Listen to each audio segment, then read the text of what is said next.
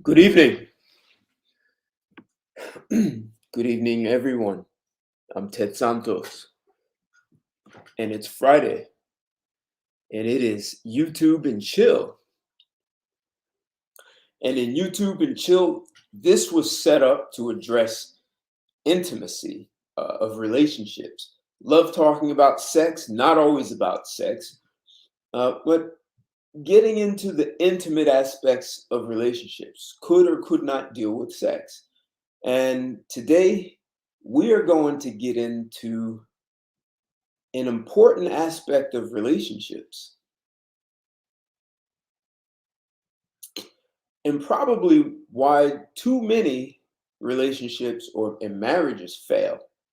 So I appreciate the support you guys have been giving me. Thank you very much. I see you coming in on on Instagram. I'm Mirkana. Good to see you in the house. Tony G, always love seeing you in the house, and I see you getting right to work. I've seen some of your comments. Yes, a lot of women don't know what they want and they initiate the majority of divorces.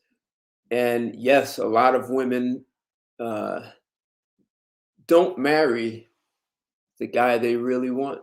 I was talking about this with someone today. They marry the guy, they pull him off the bench, the substitute, right?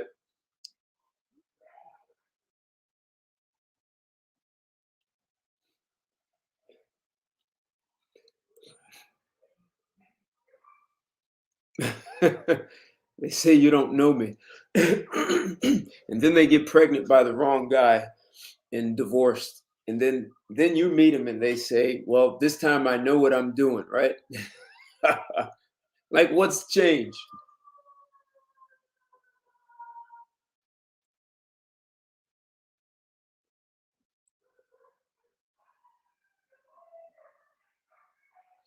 Yep, happens much too often. Much too often, Tony G.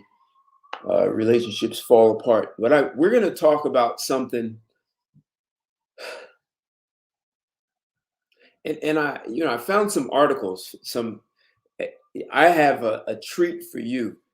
We're talking about ambitious men, and I'm going to read an interview from Elon Musk's first wife. Very interesting, very insightful, and it's one of those, women say they want this ambitious guy. Watch what you ask for. You just might get it. And when you get it, may not be what you thought it was. Well, PJ, for sure. Most women can't even touch those. They can't even come close to those guys. But when I read this Elon Musk, you'll see there are women who Elon Musk's ex-wife. There are women who get these guys and they divorce. There are guys out there who have done an excellent job of providing for their family. Uh, they have several kids. The guy has a great career. The wife has an option to work. And the guy he's pedal to the metal. He's making it happen. And then the wife says, hey, I feel like a single mother. I didn't sign up for this and I'm out. I want a divorce. Or she's having an affair. What's going on, Chaos, for you? Good to see you in the house. To bring in the whole company. This is a good topic for the workplace. Lots of women should be talking about this. And guys for sure need to understand. This is something men need to understand. Our topic is, are women lying when they say they want a highly ambitious man? Is that what they really want?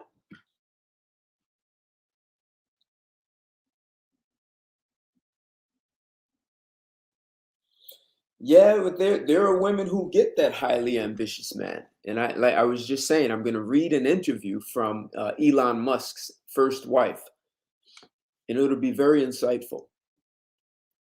Very. I'm going to share some uh, videos. I like I can sit here and talk all day long to you guys, but it's good to hear other people's perspectives, right? So um, I came up with this topic because uh, there are guys who meet women and they're working. These guys are putting in the time, putting in the effort. They develop themselves for their career. They put in the work for their career, whether their career requires traveling or not, they're putting in the hours. They go to the gym, they work out. They may or may not have a hobby, and there isn't a whole lot of time for them to cater, like cater in a way some women really want to be catered to. And a lot of women don't understand that. It's like, well, you're not calling me every day and you're not texting me. And um, even if the guy is really interested in the woman, he just may not be able to get, it's like the phone is right there and he just can't get to it. He has commitments, working out, hobbies, um, may have relatives. So there are all kinds of things, and often women don't understand that. They just want that guy who's always there, available, and accessible. And then what they find out, what you guys are saying, they really don't want that guy anyway. So I'll tell you what some of my thoughts were on this, right? So I had a title. You guys know I always have more than one title. So I started out with, do women really want to date highly ambitious men? And then I changed it to, are women lying when they say they want highly ambitious men? Hey, and chaos for you. That's, yeah, exactly. So I'm going to address that too in this. So my thoughts went like this. Many women claim they know their worth. They say they want a man who is top dog because she deserves him. When they witness the long dedicated hours the top dog commits to his craft, women want to tame or tone him down. Tone it down, honey. And when he ignores her attempts to tame him, which becomes nagging, the relationship starts to fall apart, just crumbles.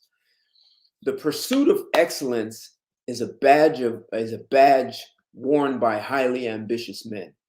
They are willing to have tunnel vision to accomplish their goals.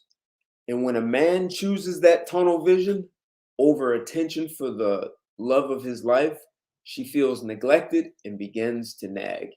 She may even feel that I didn't sign up for this. I'm competing with your career. Today, we're going to look at the truth behind what women really want in a man. She wants ambitious, but not too ambitious. She wants handsome, but not too handsome. She wants attentive, but not too attentive. She even may want loyalty, but not too loyal. In the case of loyalty, she may want a man who other women desire. So if you are a guy who's just too available, even if you're married, she could be turned off because no one else wants you. So are women honest about the level of ambition they desire in a man? Or are they just oblivious to what it takes to be the best? And that's an important question that we are going to address. I'm going to show a couple of videos of a psychologist who will address this. What's going on, Justin? That's, yeah, that's it. Yeah, Justin, right. So, and I've said to women, you're not prepared for the man you claim you want. Um, and I've like pulled the plug with women and said, hey, you're not prepared for someone like me. I'm not taking a risk on you. You were never prepared. And she was like, oh, but I have my master's degree, blah, blah, blah. And you're just not prepared.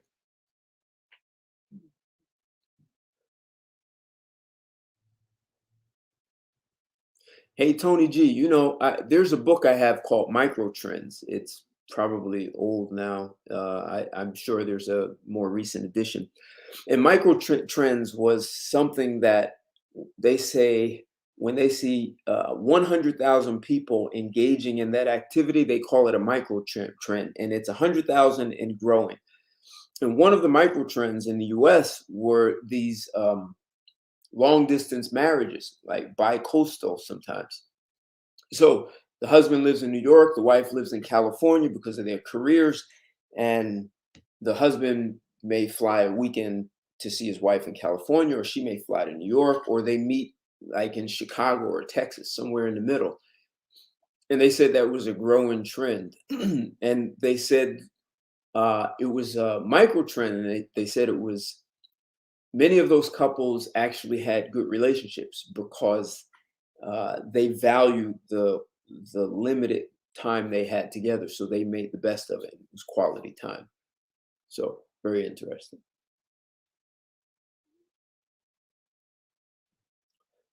Hey PJ, that's a good one. Never ending list of requirements, right?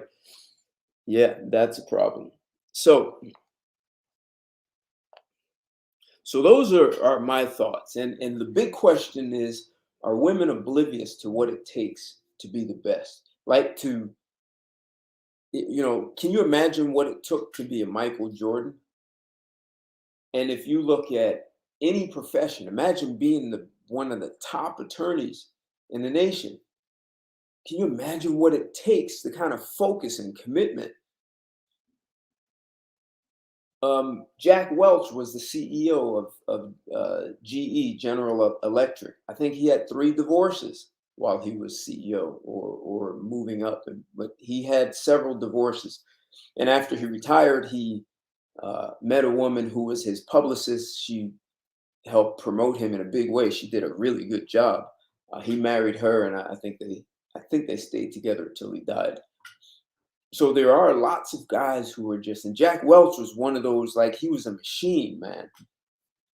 Lots of women don't have the stomach for that, and so we're looking at divorces now, like Bill Gates and Elon Musk. As he has 3 under his belt already, and he's got a girlfriend who not just, but she's given birth, and they've broken up. So and I'm sort of picking Elon Musk. He's very relevant, even though Bill Gates is, but Elon Musk is very relevant in our culture today.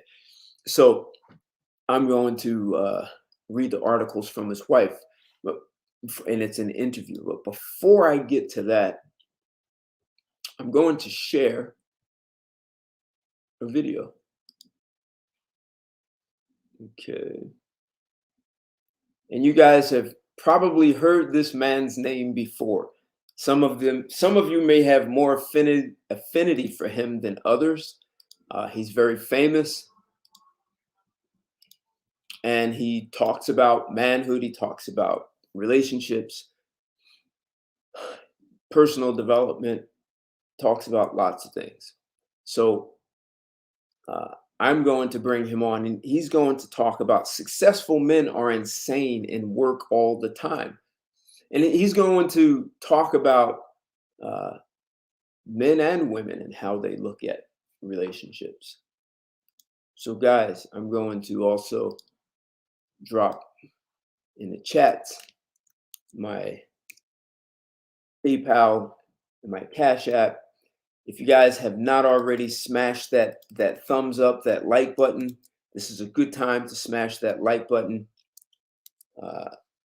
If you haven't subscribed to my channel, hit the subscribe button and hit the bell. I just recently discovered they canceled a number of some of my older videos, and I need to really dig into that and see why. But they canceled some of my videos. So make sure you are subscribed to my channel, so you may not be receiving my notifications. And if you're not, it's probably because you haven't hit that bell. So you need to hit that and share this. So there are a lot of men who are ambitious, want to be really ambitious, and uh, they may have a woman who's nagging, or they may be split, like trying to chase women. I don't remember the movie. Uh, You'll never go broke chasing money, but there are lots of guys who've gone broke chasing women. And if you chase your you would chase you if you chase like your own power, your accomplishments, women will notice you.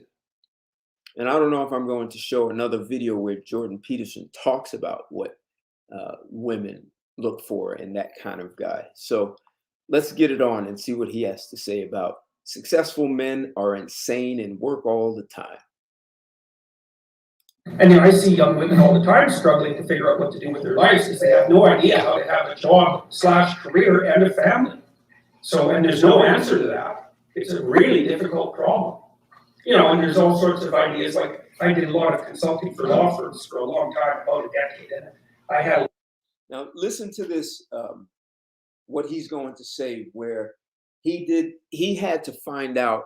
He's going to tell you why, but it's going to be really interesting. He's going to talk about women attorneys, and he's going to really kind of lay out how women look at ambition and accomplishment and success, and what he learned about women. And according to Free Use, I'm using this for educational, for critique purposes only, under the Free Use. So let's get it on and hear more of what he's got to say. A lot of clients who are extremely high-functioning female lawyers, younger ones, trying to figure out how to balance their career with their desire to have a life. And you hear all the time about women being denied access to positions of power, and that's a consequence of prejudice and oppression. It's like, yeah, everything is caused by the same thing first, right? You've got one causal principle, wonderful. Now you're a philosopher. You can figure out everything with it. It's like the law firms cannot keep their women in their 30s. They cannot keep them, the big law firms. They all leave. Why? Because the women hit 30, they're brilliant, conscientious, intelligent. They were deadly in high school, deadly in university. They nailed law school. They whipped through their articling. They made partner by the time they were 30. It was like they're in a rocket to the top position. What do they find when they get there? 80-hour work weeks. Did you hear that? And listen to what he says. He's going to say about men attorneys who are partners in those 80-hour work weeks. Listen, and this same applies to doctors, man. Same thing happens. But listen to what he says about women's attitude towards putting in those 80-hour work weeks. Right? Because that's one of the things you want to think about. You think that the people who run things are sitting at home smoking big cigars and like telling their minions what to do. It's like that's like the 1920s millionaire that's on the cover of the Monopoly game. That's no sociological analysis. I know lots of people like that, and they work all the time, from the second they wake up till the second they go to sleep. And they don't just casually work. Because I know some of you go to the library for 6 hours and you say, well, I studied in the library for 6 hours. Like, no, you didn't. You studied for half an hour. You had coffee and you looked through Facebook and, you went home and you said, well, I studied for 6 hours, and you're happy about it. But bloody well you didn't. Partly because you can't. I can only read for about 3.5 hours till I'm done. And I'm pretty good at it. So these people who are running things, there's corrupt people, obviously, but the vast majority of them, first, are self-made, and second, they're so bloody efficient and smart, you cannot believe it. And they work 80 hours a week, and most of them happen to be men. And why is that? Because there are a small number of insane men who will do nothing but work 80 hours a week. And no matter where you put them, if you put them in the middle of a forest with an axe, all they would do is run around chopping down trees. So the issue isn't why aren't there more women in positions of power? It's why are there any men insane enough ever to occupy those positions? If you just look at how women look at work and accomplishment, they don't want that. So, but he's asking, why are men insane enough to want that? And a lot of women don't understand that. And they say, I didn't sign up for this. I want a divorce. I feel like a single mother.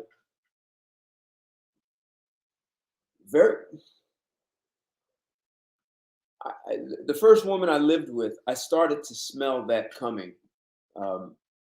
And there was no way I was going to marry someone who was going to be complaining that I was working too much, and I was just getting started. Hell, maybe I was 32 at the time. I mean, I couldn't explain to her. I'm just warming up, and I was running a company at the time, and she said, "I'll be glad when you get this company organized the way you want, so I can, you can pay more attention to me." So Because we also know, and the data on this is very clear, what's the relationship between money and well-being? Once you have enough money to keep the bill collectors from your door, so once you have enough money to stave off misery, which is sort of lower middle class, something like that in our society, maybe a little lower than that, extra money does not help you. It does not improve your life. So why bother with it? Well, that's what the women in the law firms think. It's like most of them, by the time they're in their 30s, are married. Almost all of them are married to men who make as much money or more than they do, because that's what women go for cross-culturally. 4 to 5 years older, equal or higher in the socioeconomic status. So their husbands already make $350,000 a year. It's like they think, well, I don't need much more money. The men use money to keep track of the competition. see, very, very, very different mindsets when it comes to accomplishment. And so I'm showing this because this is part of the problem. There's a chasm, right? So and I see what you guys are saying about cognitive dissonance and women pretend. But women's idea about accomplishment and success, it's this is the thing that a lot of women have a problem with. This is our biochemistry. It drives us. We have a biochemistry that can do this, and they don't. They opt out. 80 hours, that's too much. I'm out. Men were made for this. So this becomes part of the problem, is that their perspective is very different. And the problem becomes when they want men to embrace the female perspective, as opposed to allowing the man to continue to be a man and fulfill his own destiny. By the way, because all the male lawyers that I talk to are usually real hard-ass guys, really low in agreeableness, really high in conscientiousness, like conservative types, low in openness as well. And they want to win. And the reason they care about their damn bonus at the end of the year isn't even so much because of the money, it's because they got a much bigger bonus than the other son of a bitch sitting beside them, and they're happy about that. And I know women are saying they're more competitive now than they were before. That's great. That's great. But he's giving facts. These were very smart, well-educated women who performed well in school, and now as partner, they have to put in these 80-hour work weeks. They don't want that. They didn't sign up for that either. So they marry a guy who does that so that they can continue their living style.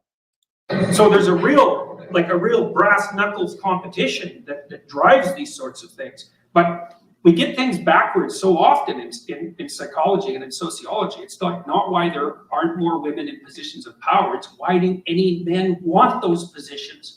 You just have no idea the amount of responsibility that comes. And I see. Right, and you guys have heard me talk about that. The kind of responsibility that comes with that kind of drive, ambition, accomplishment. There's responsibility. It's not just you're getting a check, a large bonus. You're responsible for people. You're responsible for outcomes. You're responsible for clients. You're responsible for the financial well-being of the organization.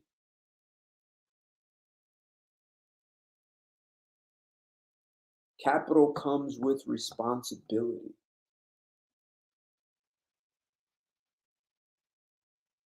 So that was one. I want to show one more from him. What would your life be like if you were a rapid transformational therapist?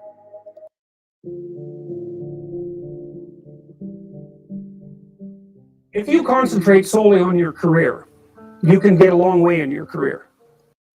So as you see, this one is the price of becoming exceptional in life. And I would say that that's a strategy that a minority of men preferentially do. That's all they do. They work like 70, 80 hours a week. They go flat out on their career. They're staking everything on the small probability of exceptional status in a narrow domain. But it's hard on them. They don't have a life. It's very difficult for them to have a family. They don't know how to take any leisure activity. Like, they get very one-dimensional. Now, it may be that that unidimensionality is the price you have to pay to be exceptional at one thing, right? Because if you're going to be something like a genius level mathematician, and you want to do that for, or a scientist, say, it's like you're in your lab all the time, you're working 70 hours a week or 80 hours a week, you're smart, you're dedicated, you're unidimensional, and that's how you get to beat all the other people who are doing that. It's Look, this is not every man. Not every man is like this. At the same time, there are men that have this mindset, and perhaps our environment attempts to tell us that we are overdoing it. We shouldn't work that way. I mean, if you read interviews about Thomas Edison's wife, she said when he was on something, he would lock himself in a room, and if she didn't bring him food, he probably wouldn't have eaten. So she was compatible. She was a good wife for him. She brought him food and didn't disturb him except to eat. And she said once he closed that door and became focused on something, she knew not to get in his way. A lot of women have a difficult time with that. the only way. But the problem is you don't get a life. Now, if you love being a scientist and you have that kind of focus of mind, well, first of all, you're a rare person, and second, you're going to pay for it. But fine, more power to you. But it's a risky business to do that. You sacrifice a lot for it, and I would say most often, if you're speaking about having a healthy life, that isn't what you do. You spread yourself out more. So, you have a family, you have some things that you do outside of work that are meaningful to you and useful. You have a network of friends. Those three things alone, or four things alone, are plenty to keep you well oriented. And then if one of those things collapses, everything doesn't go. Now, the price you pay for that is the more you strive to optimize that balance, the less likely you are to be fantastically successful at any single one of them. Yep. Yeah, see, look, women have come in the workplace and they want us to have this work-life balance that men have not had a problem putting in the time. And I like what you said, Silent Lamont. I'm actually going to read an interview from Elon Musk's first wife. And very interesting that you make that comment because it definitely relates to it. But you might have a very, if you consider your life as a whole, that might be a winning strategy. One of the things Carl Jung said, I really like this. He thought that men went after perfection and women went after wholeness. So they're different value. They're different. There's something different at the top of the value hierarchy. So this is what I'm getting at, guys, right? So if a woman grew up with both parents and she had a father who had this insane ambition, most likely she's going to understand and she will have been trained on how to deal with that kind of man because she would have watched her mother do it successfully. And she would have, in many cases, wanted to serve her father. I've heard women say, I knew my father loved me, even though I didn't see him a lot, but, he provided for us financially. The family was very well taken care of. So those kinds of women can honor a man like that and understand what it takes and be less of an impediment. A lot of women will be an impediment because they're like, well, what about me? What about me? What about me? You guys get it. What else does he say? So perfection would be stake it all on one thing and look for radical success. Not that all men do that, because they don't, but we're talking about extremes, at least with regards to the men that do that. The wholeness idea is more like, well, I want it's like I want one thing in my life to be 150%, or I want 5 things in my life to be 80%. Well, there's a lot more richness in a life where you have 5 things operating at 80%, but you're not operating at any of them at 150%. So, and I really believe this because I've watched men and women go through their careers now for a long period of time, and one of the things that, there's lots of things that produce this, but one of the things that I've noticed is that mostly women in their 30s bail out of unidimensional careers. They won't do them. They won't put in the 80 hours a week that they would have to put in order to dominate that particular area. And it isn't, the reason that they won't do it is because they decide it's not worth it. And no wonder, because why would that be worth it? You have to ask yourself that. It's like, well, you want to be an outstanding scientist. It's like, okay, really, that's what you want? Because that means that's what you do. Because you're competing with other people, you know, they're smart, they're hardworking, and if you want to be at the top, you have to be smarter and work harder than any of them. And you see, there are a lot of women who claim they want that top guy because they want the benefits that come with it. They just don't understand what it takes to get there, is what I'm getting at. Hey guys, if you haven't smashed that like button, smash the like. If you haven't shared it, share this, because a lot of guys need to hear this conversation. And working hard means working long hours. I mean, it also means working diligently, but in the final analysis, it's also an additive issue. If I'm smart and hardworking and I can crank out for 70 hours a week, and you do it for 30, it's like, in 2 years, I'm so far ahead of you, you will never, ever catch up. Here's why motivation doesn't work. Motivation gives you a false sense of certainty. The reason that most people are addicted to motivation is because they better have a valued goal, because otherwise you can't get any positive motivation working out. And so the more valuable the goal, in principle, the more the micro processes associated with that goal start to take on a positive charge. And so what that means is, well, you get up in the morning and you're excited about the day, you're ready to go. And so as far as I can tell, what you do is you specify your long-term ideal. Maybe you also specify a place you want to stay the hell away from so that you're terrified to fail as well as excited about succeeding, because that's also useful. You specify your goal. You do that in some sense as a unique individual. You want to specify goals that make you say, oh, if that could happen as a consequence of my efforts, it would clearly be worthwhile. Because the question always is, why do something? Because doing nothing is easy. You just sit there and you don't do anything. That's real easy. The question is, why would you ever do anything? And the answer to that has to be because you've determined by some means that it's worthwhile. And then the next question might be, well, where should you look for worthwhile things? And one would be, well, you could consult your own temperament. And the other would be, well, you kind of look at what it is that people accrue that's valuable across the lifespan. So you do a structural analysis of the subcomponents of human existence, and already did that. You need a family, you need friends. Like, you don't need to have all these things, but you better have most of them.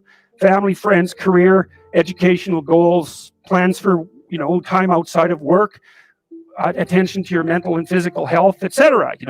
That's what life is about. And if you don't have any of those things, well, then all you've got left is misery and suffering. So that's a bad deal for you. So once you set up that goal structure, let's say, and that's really in many ways that's what you should be doing at universities. That's exactly what you should be doing, is trying to figure out who it is that you're trying to be, right? And you aim at that, and then you use everything you learned as a means of building that person that you want to be. And I really mean want to be. I don't mean should be, even those things are going to overlap. And it's important to distinguish between those, because that's partly, and this is back down to the micro routine analysis. So if I say, well, you're going to try to make yourself more industrious. Okay, number one, specify your damn goals, because how are you going to hit something if you don't know what it is? Right. So, yep, specify goals. So I'm going to come out of that one.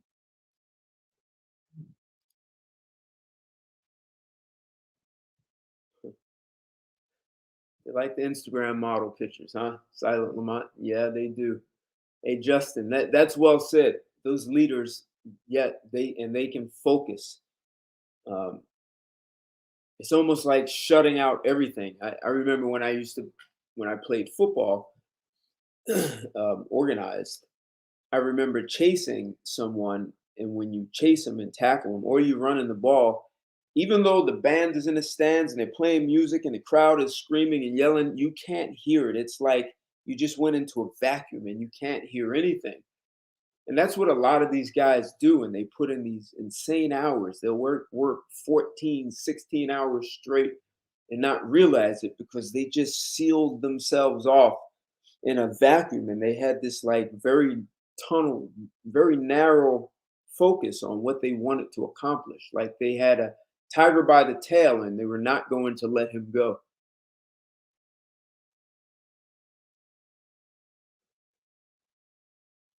Yeah, yeah, that look, I've never created a family. I never married. I live with two women. Neither of them were ever pregnant, so I have no children. That's intentional. Um, and some guys do, work like that to leave a legacy. They just have to be smart about their choice of a spouse because, lots of guys find out that that woman that he married was never prepared for someone like him, like the guy that Jordan Peterson is describing, that tunnel vision guy.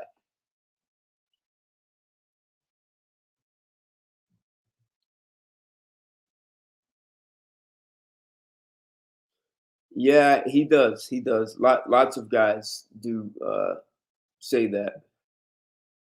Yep, to focus on their traditional. And for the guy who really does want a family, there are guys who want that, right? So they, in this environment, I wait until I read the Elon Musk interview. Yep, perfectly stated, Tony G. Women are an asset or a liability. And you guys may have heard of that app Clubhouse. I was in there. There were probably about 170 people in the room. Quite a few women were up on a stage. If you've ever been there, meaning they could speak. And I asked the women, "Why do you want to be in a relationship? Like, what's your reason for wanting to be for dating?" I asked, "Why do you date?" And they were like, "Oh, I want to get to know the guy." Most of them ultimately was to marriage, right? So why do you want to get married? And then I dropped the bomb and I asked, "So what makes you? So if a man marries you, what makes you an asset?" No, I asked them, all ladies, "Are you an asset or are you a liability?" And assets put money on the table, liabilities take money off the table. Because the women were like, "Oh, I'm supportive," and I'm like, "No, no, no, no, no. Assets put money on the table, liabilities take it off." So there were about three women who were honest and said, those women said out of their mouth that I am a liability. Those women said they are a liability, and they were willing to learn and work how to be an asset. But uh, at least three women said all women are liabilities. They are, and there's a small percentage, probably 2%, but let's say it's 5%. I'll be generous. 5% of women do have been trained to be an asset to a man, and they are very intentional about it. What's going on, Imperator? Good to see you in the house. There's another of good character, exactly. That a man of integrity, right? So, they start saying things like, "Oh, well, you're Mr. Perfect. Not everyone can be perfect like you," right? Rough kid. Good to see you in the house. We're gonna rough it up a little bit here. That's what we're doing exactly. This is Friday, and this is YouTube and chill, and we're sitting back and chilling and looking at something that I assert this isn't a very popular conversation, and I this is one men need to have. There's It's part of our biological right to be ambitious and driven, and I'm not saying men are obligated to be that, but there are lots of guys when he catches and latches on to something that he really enjoys, you're going to see that guy run for it. He's going to go for it. And the last thing he needs is a woman who wants to tame him and say, you need to tone it down. You can be ambitious, but not so ambitious. And kill it off. I know of a guy who ran a warehouse. Right here in Jersey, we had Jersey's, hell, we have everything. Warehouses are great because we have trains, planes, shipping, huge shipping docks, trucking. And this guy had been running a warehouse for years, and he had a network of investors, and they were going to invest in him to start his own warehouse, and he probably would have opened multiple warehouses, at least in New Jersey or elsewhere. And his wife was against it. She said, "You're going to risk our money. You have to put the house up for collateral. I don't want to lose my house." And that money that you're going to risk, I want to use it for good times, like going to Atlantic City. So that guy never carried out his ambition. And it was like he died inside, man. Never let yourself be that guy.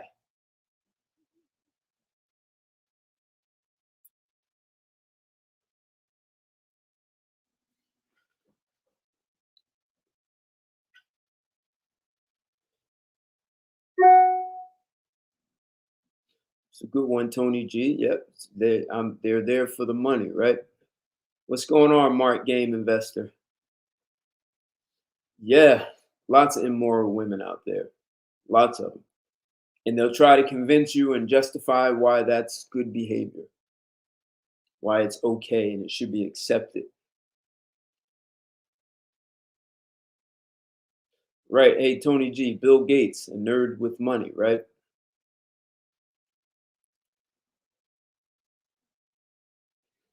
So I found another interesting article before I get to the Elon Musk. This is a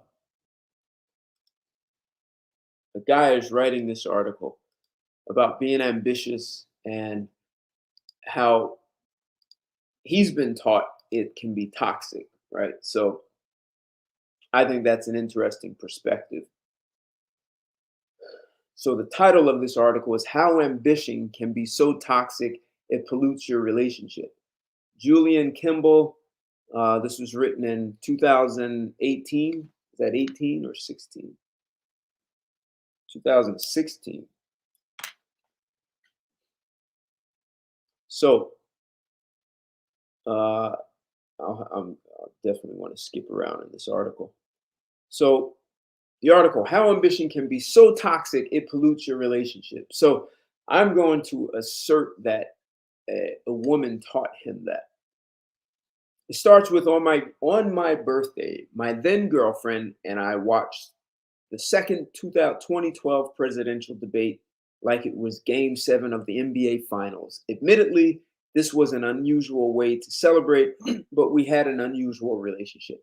We were the kind of couple that half seriously discussed playing a Gucci Mane song for our first dance as husband and wife. In the midst of consuming every Twitter comedian's 140 character take on the debate, I came across a link that referenced an article I wrote. As I began to read it aloud, my girlfriend sat beside me to listen. And can you just marry me right now? She asked when I finished, both proud of my work and legitimately turned on.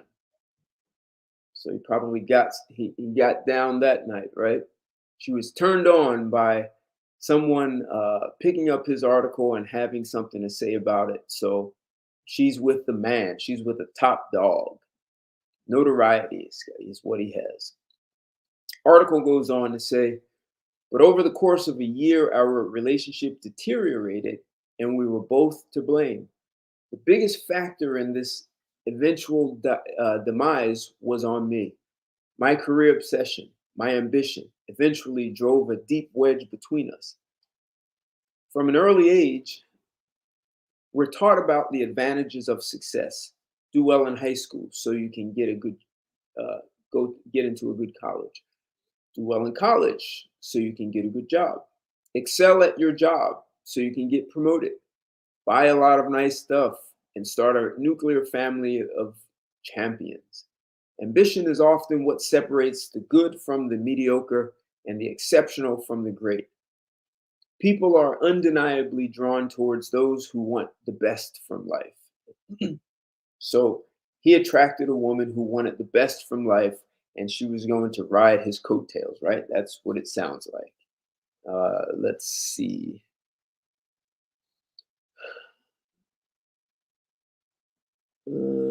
At various points in my youth, my mother told me that women like achievers, but I had already arrived at this truth by myself. I noticed the premium placed on accomplished men throughout my life.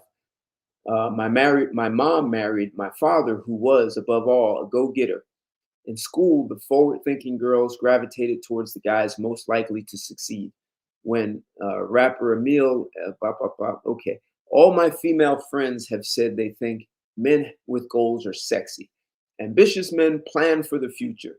Ambitious men provide comfort and security. Ambitious men engage in more interesting conversations because they have the means to go places and see what the world has to offer. Above all, ambitious men motivate their partners to be their best lives. But relationships fall apart quickly when an ambitious man's focus shifts from his significant other and into other goals he can't share with her. Throughout most of my acclaimed AMC drama Breaking Bad protagonist,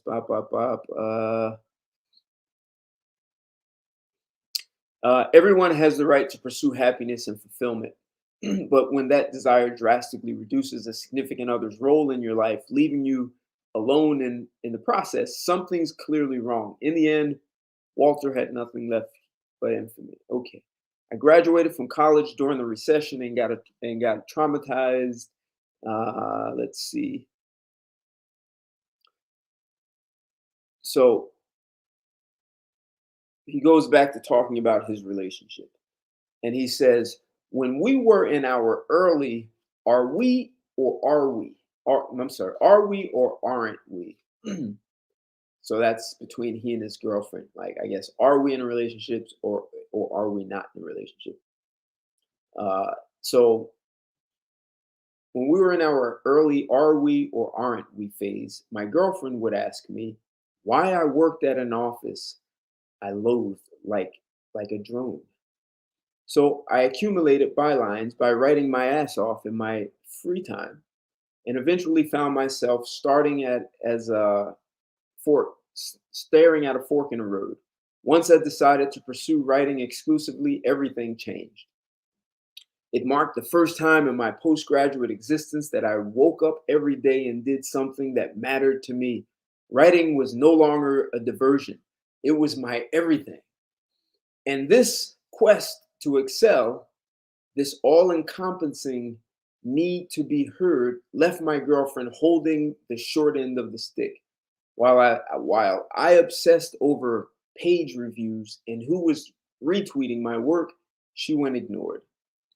Every time I checked off an accomplishment, I felt the need to exceed it. This determination to outdo myself slowly consumed me.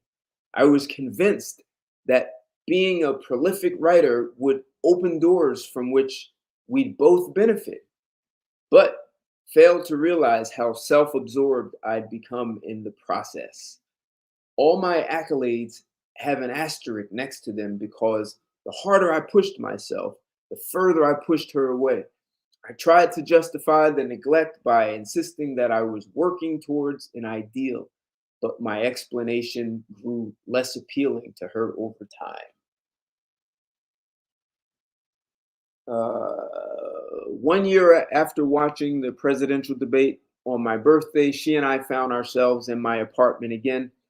At this point, we were in the it's over and we're just together for comfort phase. While I hid behind the glow of my laptop screen, she occupied herself with Instagram. Who said that? Was she an Instagram model? She broke the silence by saying something I brushed off at the time, but haunts me to this day. When I think back on our relationship, I'll just see you in front of a computer. It paid off, I said after a pause. That was his response. You know, I'm behind a computer and it paid off. We then returned to ignoring each other. uh, he goes on, the notion that time heals wounds is a saccharine lie. Some experiences are supposed to scar. So basically, this guy was proud. He was driven. There was a powerful sense of expression that he had in his work. He was a top dog. He was good. He was the best. And his girlfriend had a problem with that. This is what I'm talking about. This is exactly what I'm talking about. And she'll say he was self-absorbed. Look, I'm not saying that you should just ignore your woman. I'm saying that if she really wants to be with a top dog, she needs to understand the language, the mindset, the actions of a top dog. Because if she doesn't, she could end up sabotaging your career, your ambitions. And so she'll feel like she saved the relationship, but she sabotaged things that you wanted to accomplish. And who wants to get older and say, what if? Like I told you about that guy who wanted to start his own warehouse. He's older now, he's retired. He'll always wonder, what if? What would have happened if I would have taken that leap? And he brilliantly set up everything. You could see, I remember him talking about it. Like he had this life in him. And once his wife vetoed it and said no, it's like the air came out the balloon. What's going on, Alex? Good to see you in the house.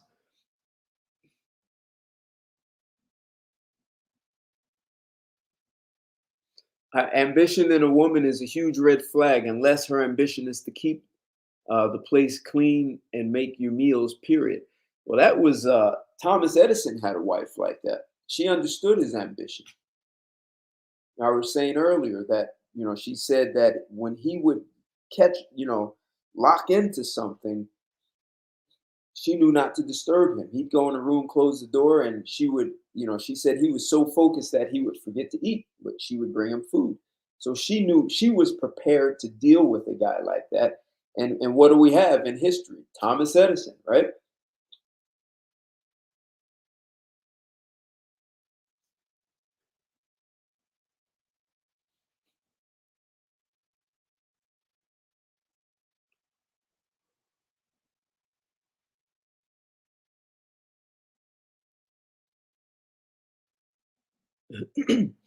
A good one. I think women fall in love with the ambitious man, the lion.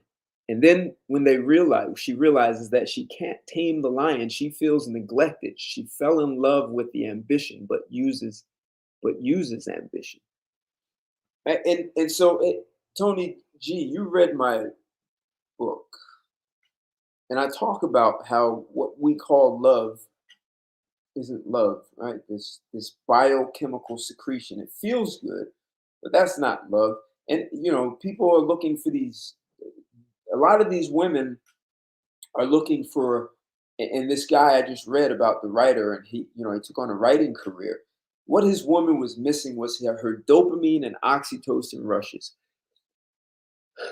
And some women believe having a baby, you'll get that oxytocin rush and it cures everything. But that's really what they're looking for when they start talking about, I'm not in love with you anymore. You're not giving me dopamine and oxytocin rushes anymore. So I'm not for this. And she's watching you be fulfilled by something you enjoy.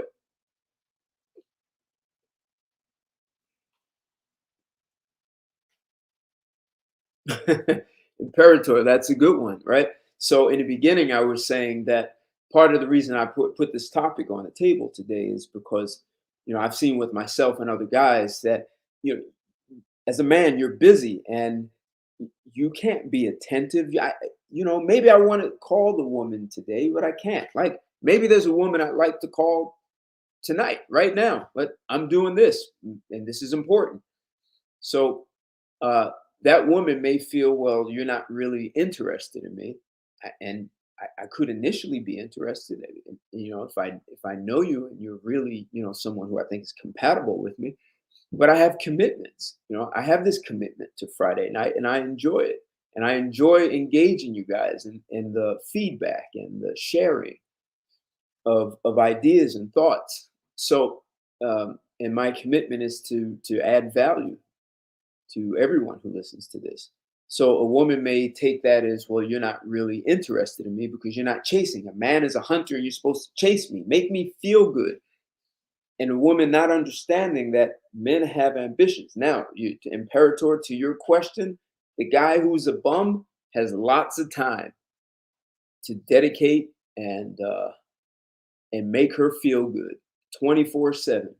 And she likes that. She's getting her dopamine and oxytocin rush.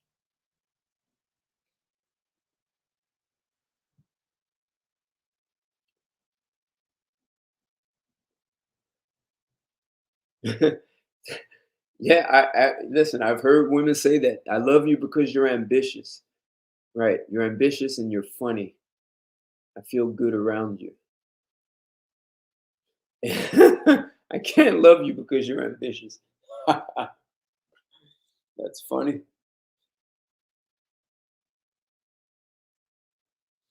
Yeah, that's, to exalt herself. That's hilarious, right? While he does all the work. Even you even see it with mothers and their sons who go to the NFL. The mother's like, I'm the reason he's that good. I drove him to practice. Okay, lady. And then when he makes it, she calls him on the phone and says, son, you need to send me $1 million. I'm your mother.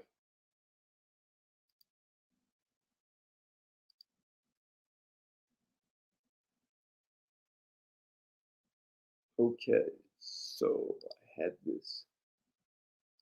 Bill Gates.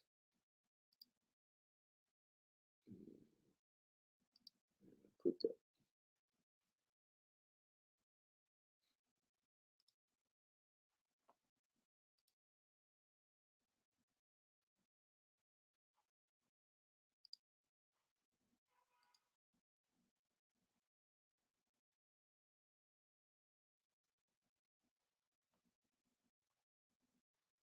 Sorry, guys.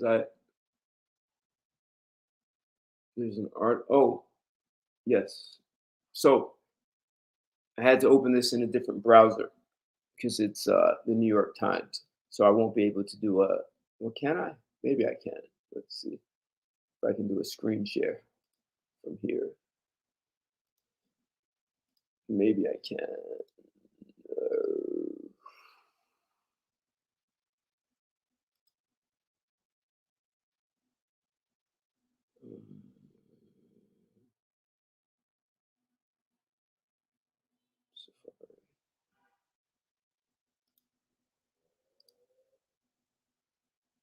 okay, that didn't work.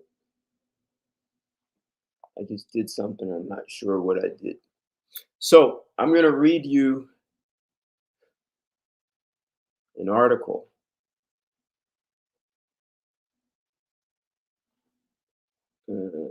This is Elon Musk's ex-wife. This one I can share.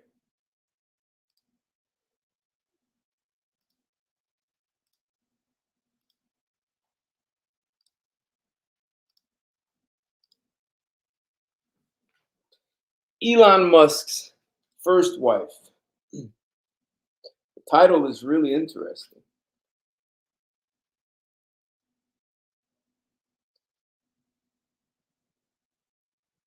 Hey, where are you, Alex? You still in Texas or you left yet?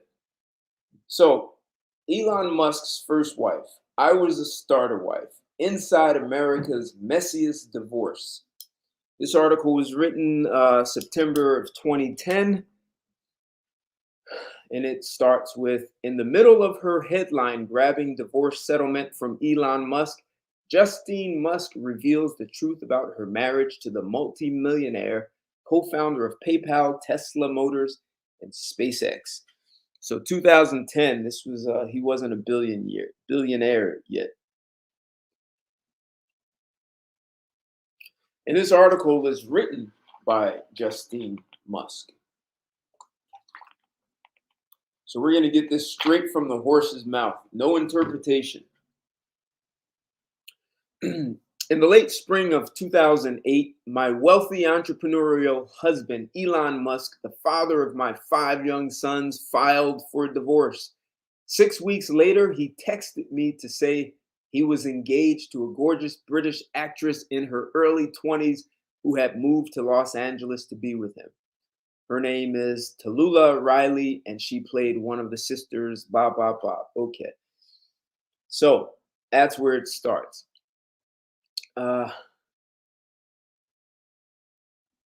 Now she goes, when I first met Elon, I wasn't blonde either. I was an aspiring writer in my first year at Queen's University in Ontario, Canada, sprung from a small hometown and recovering from a difficult case of first love with the older man I had left behind. I liked older. I liked poetic and rebellious and tortured. I liked the guy who parked his motorcycle beneath my dorm room window and called my name through the twilight, Romeo in the dark brown leather jacket. And so, man, she had some real fantasy ideas about relationships, huh? Agent Strive 3, what's going on? Yeah, we're talking about are women lying when they say they want a highly ambitious man. So I'm reading an article written by Elon Musk's first wife. She goes on to say, Elon wasn't like that. He wasn't the dude on a motorcycle, poetic and all that. A fellow student a year ahead of me, he was a clean-cut, upper-class boy with a South African accent who appeared in front of me one afternoon as I was leaping up the stairs to my dorm. He said we'd met at a party I knew I hadn't been to. Years later, he would confess that he had noticed me from across a common room and decided he wanted to meet me. He invited me out for ice cream. I said yes, but then blew him off with a note on my dorm room door. Several hours later, my head bent over my Spanish text in an overheated room in a student center. I heard a polite cough behind me. Elon was smiling awkwardly, 2 chocolate chip ice cream cones dripping down his hands. He's not a man who takes no for an answer. All right, so that's how they began. And she, it was sort of a back and forth, off and on. She said he was a scientific type at home with numbers, commerce, and logic. I was not the only woman he pursued, but even after he transferred to Wharton, he kept sending roses. When he'd returned to Queens to visit friends, I found myself agreeing to have dinner. So, they were getting together over time. She eventually, when she graduated, she taught ESL in Japan and then went back to Canada. And she said, one night I heard myself tell my sister, if Elon ever calls me again, I think I'll go for it. I might have missed something there. He called me 1 week later. After graduation, he'd moved to Silicon Valley. He was sharing an apartment in Mountain View with 3 roommates and building his first .com company, Zip2. So, she's knowing Elon when he, before he had anything. He was in college. So, and, sharing an apartment with other guys in Silicon Valley.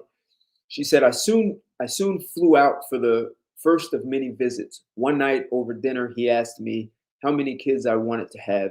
1 or 2, I said, immediately. Although if I could afford nannies, I'd like to have 4. He laughed. That's the difference between you and me. He said, I just assume that there will be nannies. He made a rocking motion with his arm. Okay. All right. So he was clearly conveying his ambition, right? He just assumed that we're going to have nannies anyway. Um, he's, yeah, he took her to a bookstore, told her to buy as many books as she wanted. 2 years later, 2 months before now this is interesting. Now listen to how Elon Musk operates.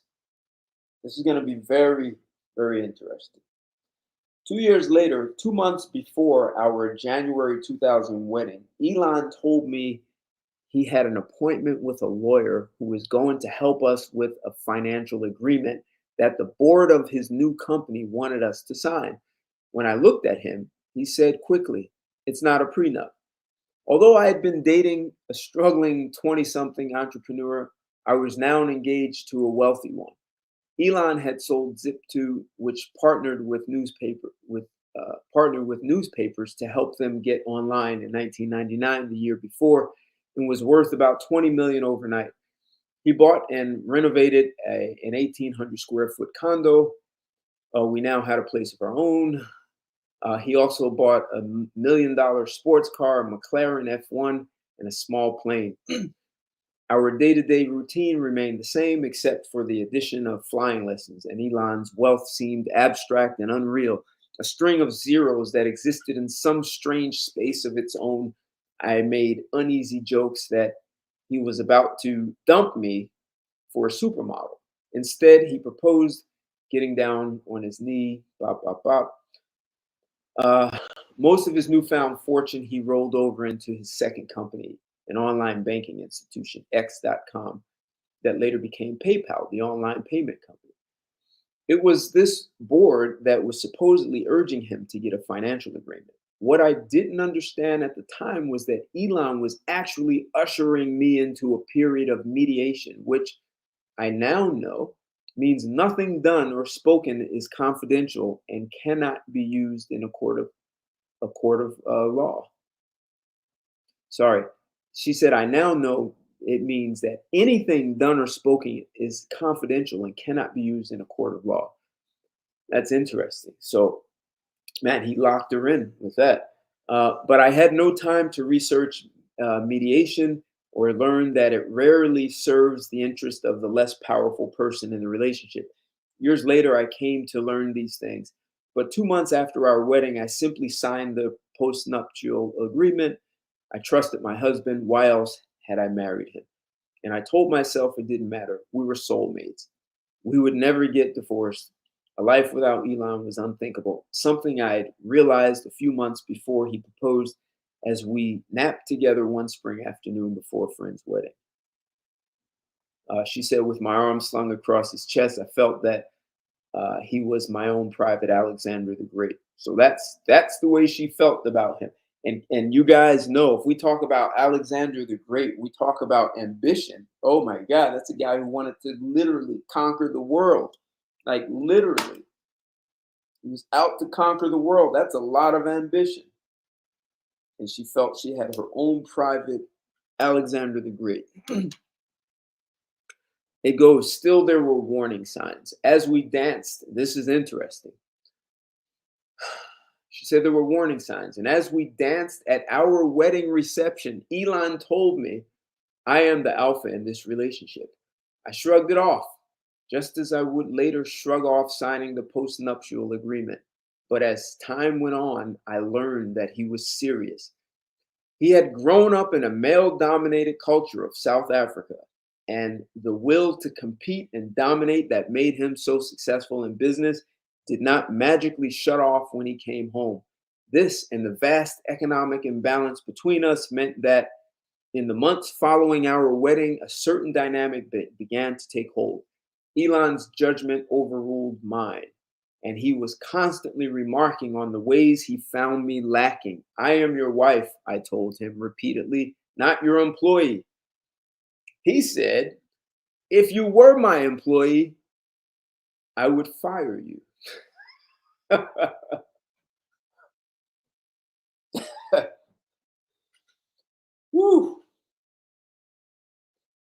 See, this is the kind of ambition. Women claim they want this kind of guy. And when I talk to women about, hey, if you go to work acting like this, you're fired. So there's no reason I shouldn't fire you from a relationship. Women think, oh, you're just all business. They don't understand how guys like this think. And hell, marriage is a legal binding contract. That's a business arrangement. It's legal.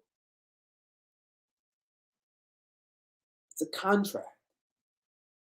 And he was very smart to have an addendum to that contract, because the marriage technically is a prenuptial agreement. It's just sanctioned by the government. So anyway, let's see what else she says.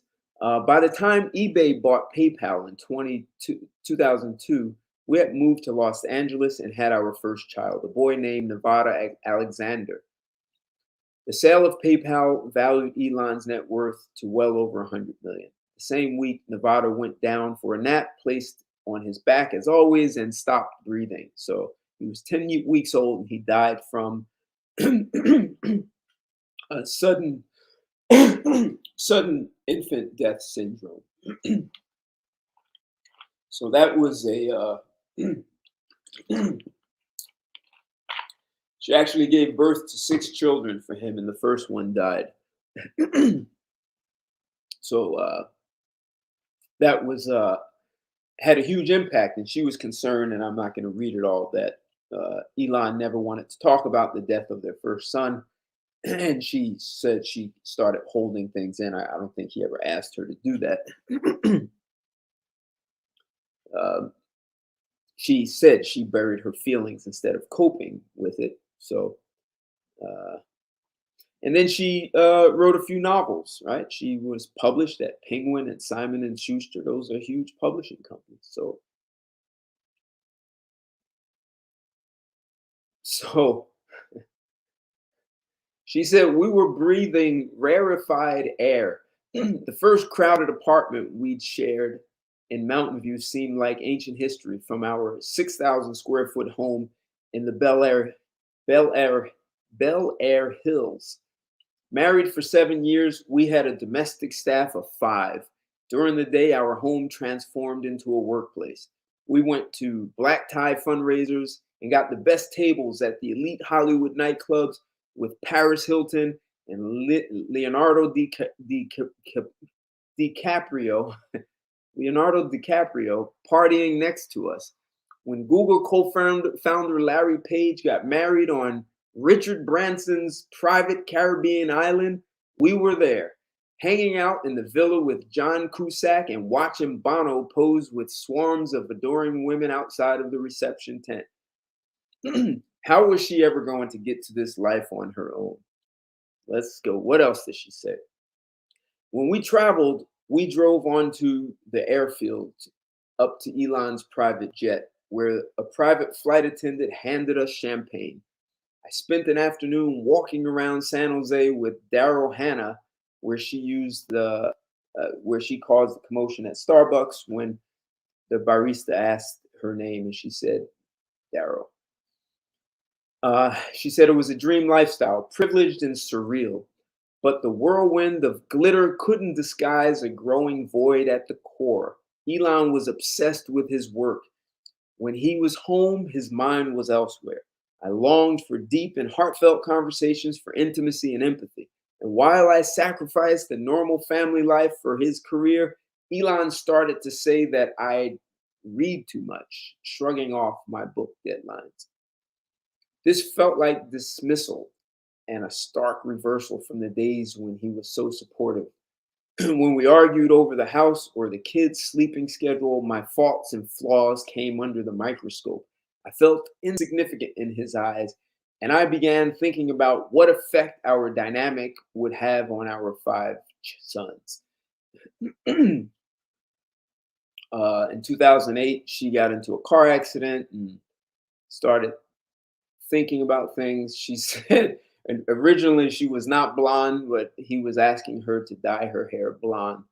And it was becoming more and more blonde. She said, I barely recognized myself. I had turned into a trophy wife, and I sucked at it. I wasn't detail oriented enough to maintain a perfect house or be a perfect hostess. I could no longer hide my boredom when the men talked and the women smiled and listened.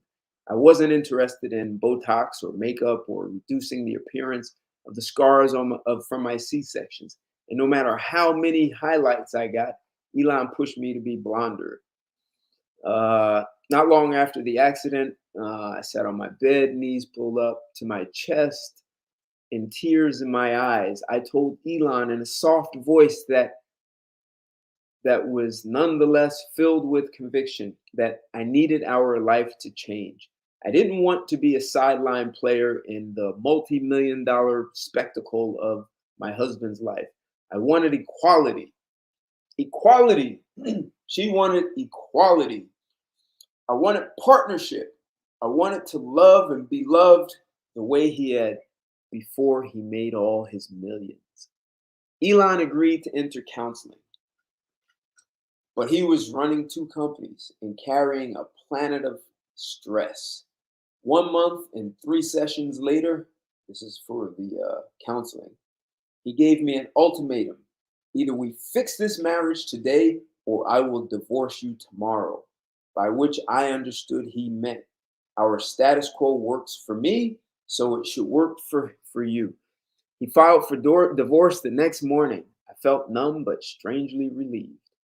And she says, 8 years after I signed the prenup, I began to understand just what I'd done. I had effectively signed away all my rights as a married person, including any claim to community property except our house, which was to be vested in my name once we had a child. See, you guys, like I was talking about trust a couple of months ago. These wealthy guys, they have attorneys and CPAs around them that help them get it straight so they don't get milked when they go through a divorce. These guys are set up. I think it was Paul McCartney got married to some woman without a prenup and she milked him. But these businessmen, Paul McCartney's an entertainer. These businessmen have the right people around them. And when he had PayPal, his board wanted his wife to sign something, so that could have been disastrous, right? Uh,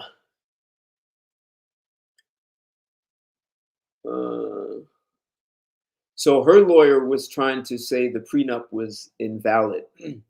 A post-prenup, unlike a prenup, requires a complete financial disclosure because of something called marital fiduciary duty, the obligation of one spouse to be honest and straightforward in financial dealings with the other. Around the time we signed the agreement, Elon was involved in a significant merger between XCOM and a company called Confinity.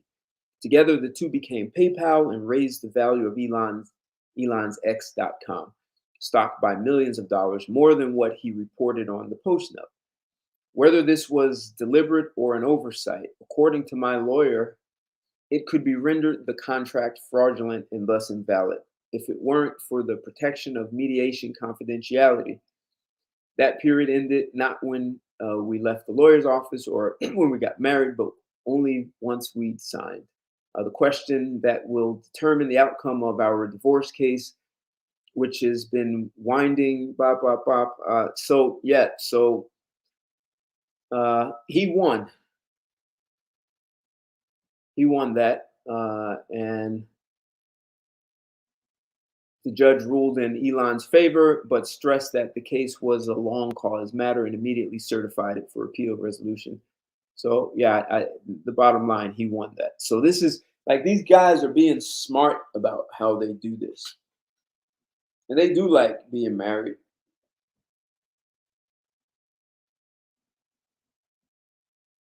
So now that she's divorced, she dyed her hair dark and cut it. She said, although I'm estranged from Elon, when it comes to the children, I deal with an assistant. I don't regret my marriage. I've worked through some anger, both at Elon for rendering me so disposable and at myself for buying into a fairy tale when I should have known better. But I will always respect the brilliant and visionary person that he is. I also can't regret the divorce. Elon and I share custody of our children and something unexpected. Yep, yep. So, and she says that she got along with his next wife. So, uh, interesting to hear straight from a woman who is married to a highly ambitious man, and it sounds like when she said, "I want to be equal," so she's watching her husband make things happen, and he's making things happen that she was never going to make happen on her own. I mean, that's the life that he set up for himself. She didn't want to be supportive. She wanted equality in it. I in my book I talk about third party interference, and I just wonder if there was some third party interfering and telling her she should demand equality and you should be a partner. uh, Soulmates, oh man, right?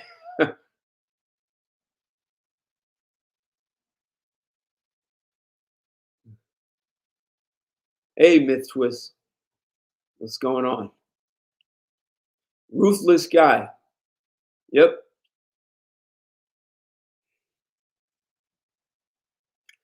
Right. So Tony G, she enjoyed that string of zeros, right?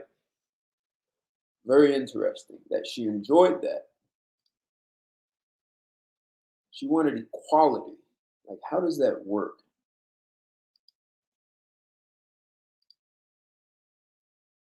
I really want to know.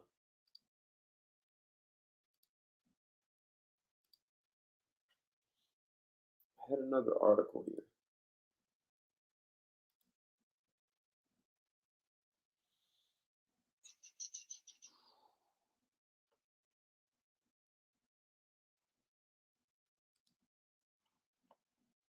Let's see.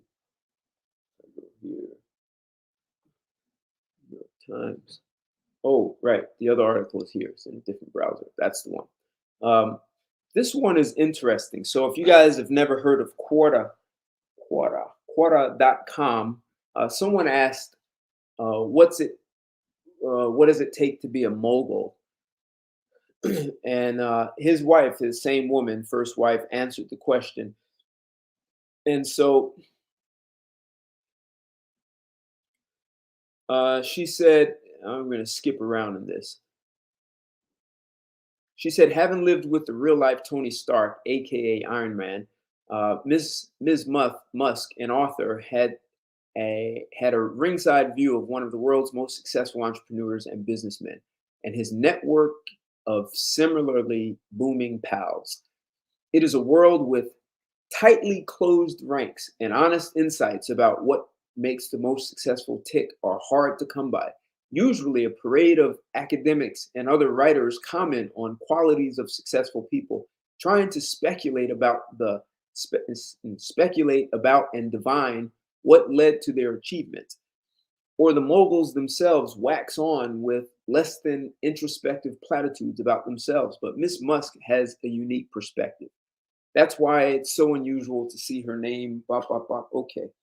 So she said that extreme success results from an extreme personality and comes at the cost of many other things, Miss Musk wrote. Extreme success is different from what I suppose you could just consider success. These people tend to be freaks and misfits who were forced to experience the world in an unusually challenging way, she added. Other people consider them to be somewhat insane. She boiled down one ingredient for extreme success: be obsessed, be obsessed, be obsessed. But Miss Musk wasn't being critical. Extreme people combine brilliance and talent with an insane work ethic, she wrote. So if the work ethic doesn't drive you, you will burn out or fail by the wayside, or your extreme competitors will crush you and make you cry. She seems to suggest that the most successful business people did not start out looking to become billionaires, but did so simply as a byproduct of their maniacal focus. Shift your focus away from what you want, $1 billion, and get deeply, intensely curious about what the world wants and needs, Miss Musk wrote. It helps to have an ego, but you must be in service to something bigger if you are to inspire people you need to help you. Right, right. In another post, money is rarely just money, she wrote. Sometimes it stands in for love or self-esteem or freedom or a sense of control over your destiny, especially if you lack these things in childhood. Sometimes it is a way of controlling others, including family members, because you don't know how to connect to them in any other way, she added.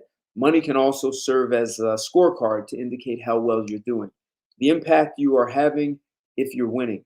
Sometimes it's not so much the money that matters, but the win is everything, particularly when you are invested heart and soul in your mission. Ms. Musk said the reaction of her post was a surprise. I had no idea. Um, she said, I wasn't specifically talking about Elon. Uh,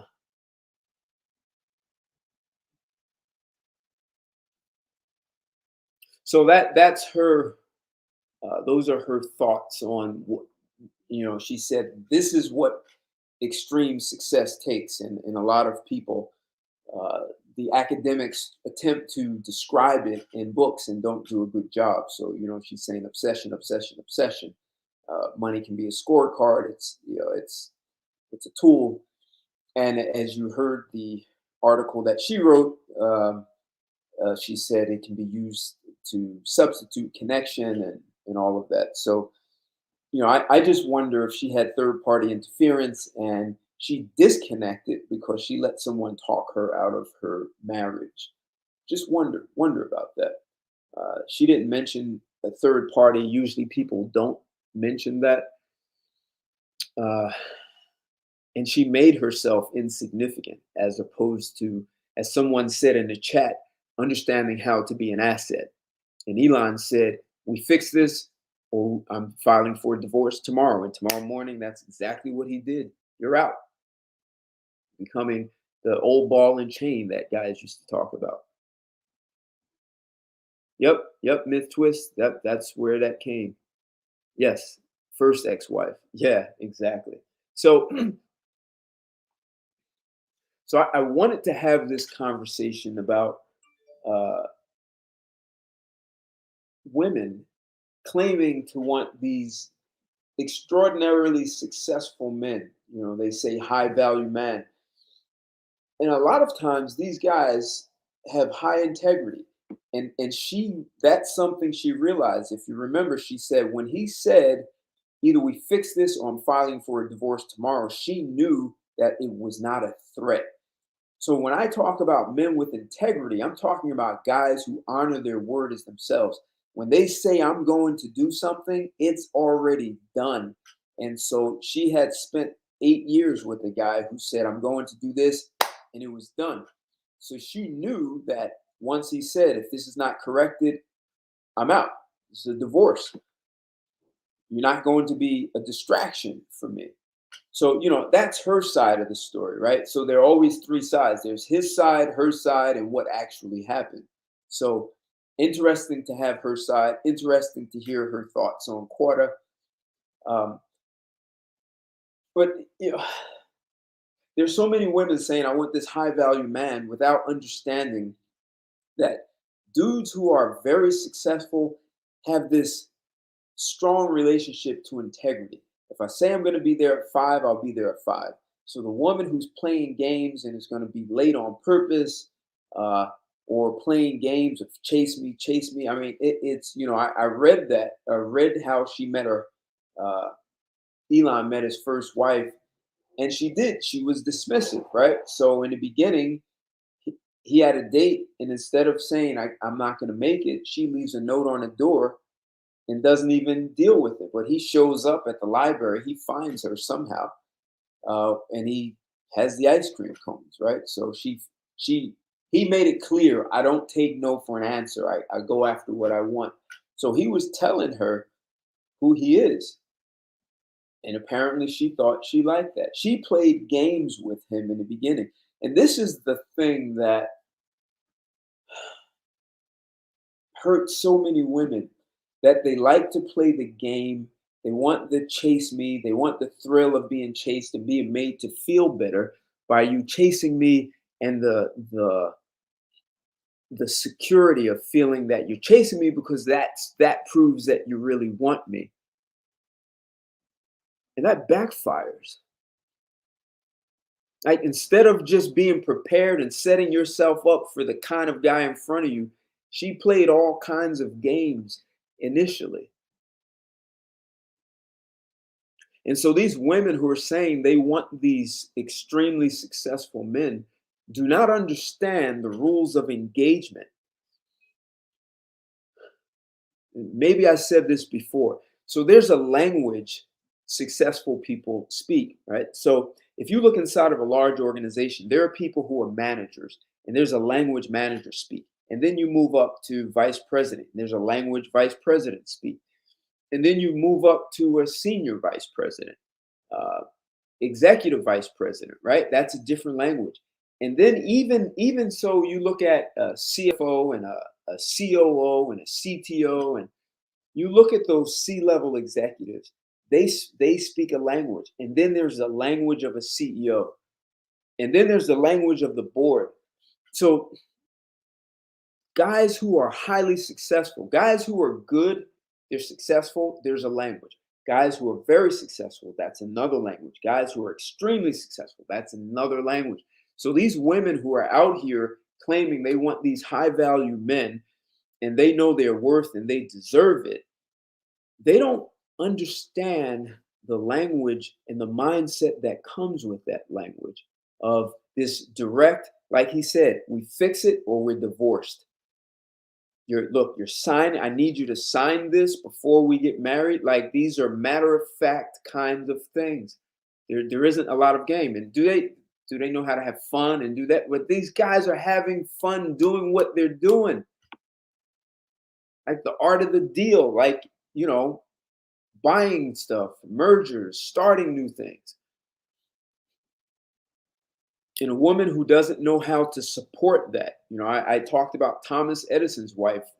When he locked in on something, she brought him a sandwich, man. She didn't complain and say, oh, I feel I'm raising the children alone because you're not always here. She made it happen. I read a book. No, not that book. Thomas Stanley. I think it's The Millionaire Mind. And he talks about affluent couples and how this one guy was saying, when my kids got sick, I never knew about it. My wife just took them to the doctor. She never complained. The children were taken care of, the schools and the PTA meetings, all of that stuff. The wife just handled it and never came to him and said, I feel neglected. I forget which company that guy created, but he ended up with an extremely successful company. So all these women claiming, you guys say 90% of women want 10% of men.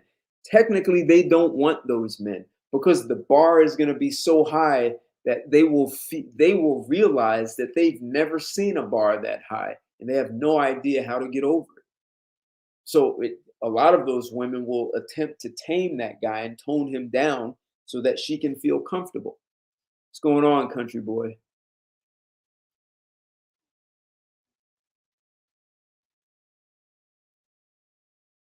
Yep, they're not trained to comprehend it. Yep. Well said. Right. Hey, myth twist. Exactly. She wasn't good at the position.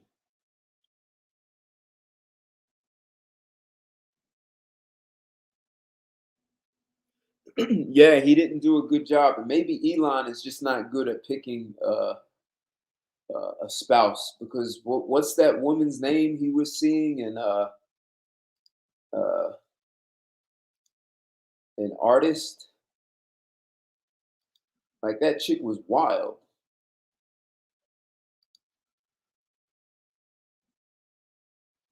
She was some wild shit.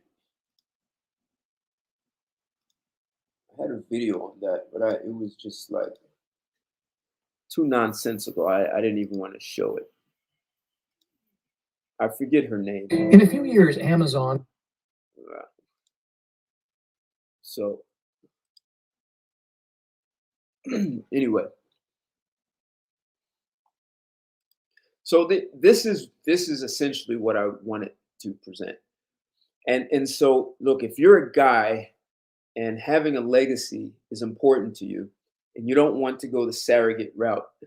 I mean, the surrogate route, I did a show on that. That's one way to go. You pay that woman, she has the kid, and she disappears. And you have the nannies and do all that. What's going on, Big Exclusive? Amber. Yeah, there was another woman aside from her. He didn't marry her. That's the recent one that he just dropped off. Grimes, that's it, Myth Twist. Grimes, right. Grimes, that's the grime woman. Yeah, yep. If you want to have a legacy and you want to get married, man, you need to make sure that woman is prepared. You better, you know, I'm going to assert, they're probably outliers, but needs to come from a two-parent household with a father who was ambitious, so she knows how to deal with that. She's seen her mother do it, and while watching her mother do it, she was trained, and she probably was of service to her daddy, so she knows how to play that role. But a woman from a a single mother household is probably going to be like, well, I want to be a partner. I want.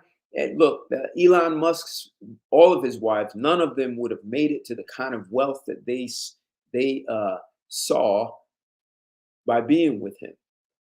And you notice he was well prepared before marrying. He had prenuptials and postnuptials, and I'm sure he has trust. He is well protected. And I bet Bill Gates, dealing with his divorce, has the same. And anyone else out there, these guys, these are titans. They have great support around them.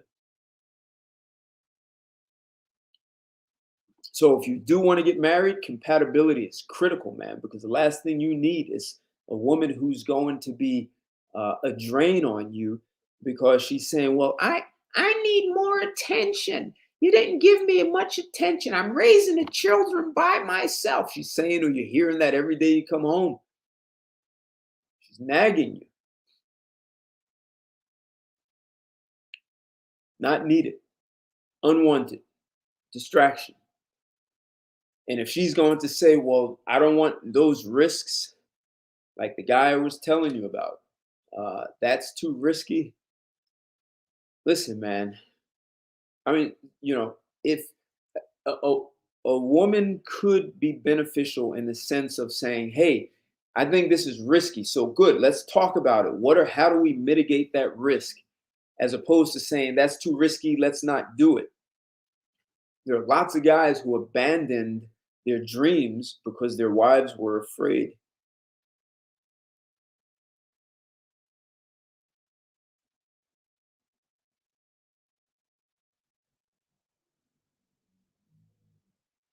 Yeah, some of these guys, yeah, they definitely get women they couldn't get before. Um, yeah, yeah.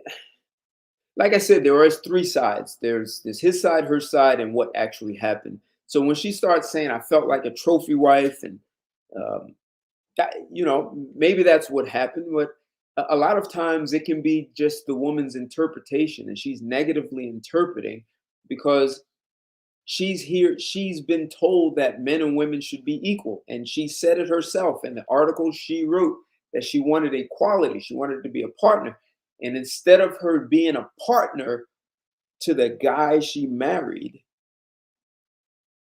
she I mean, look, I'll prove she was not cut from that cloth to make those kinds of deals and run those kinds of businesses. Because if she was, they divorced in 2008, she should have something. She should be showing the fruits of her labor to do the same. But she's not that kind of person. Yeah, country boy, take care of things.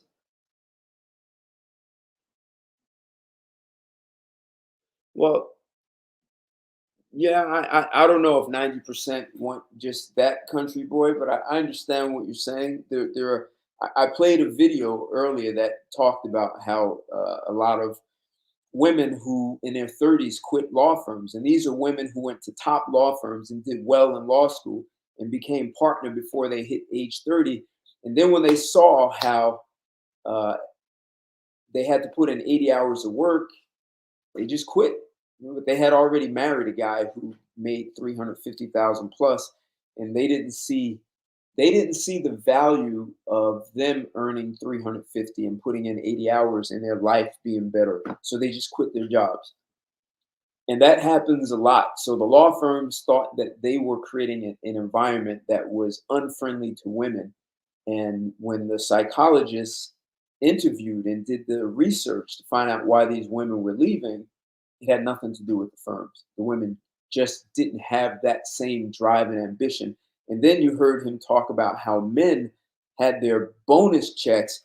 And he said, what did he say? He said, my bonus check is bigger than the guy that he said, the son of a bitch sitting next to me. My bonus check is bigger than yours. I outperformed you. And that's the way men, he said, he used like it's a bare knuckle battle is how men compete with one another in business. And that should be fine in business. That's how you create a thriving and powerful company. You're, yeah. So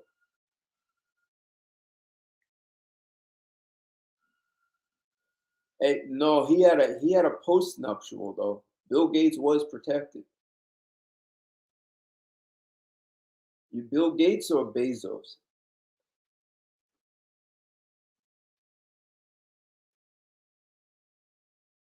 Interesting. I really it was mostly saying it was undisclosed big exclusive, that they never disclosed what it was. But they had a post nuptial agreement. They did have an agreement in place.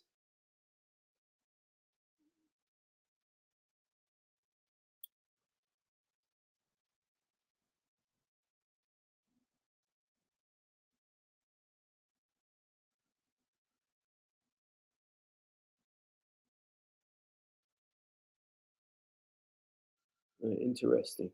Interesting. She was an editor for the movie that became it's an iconic movie. Interesting. Uh, Jeff Bezos, you talking about Jeff Bezos or Bill Gates? Maybe Jeff Bezos was not protected. I don't know. I mean, he was married to his wife for what, over 20 years, so maybe he wasn't protected. But a lot of these guys are. Some of them are not so wise.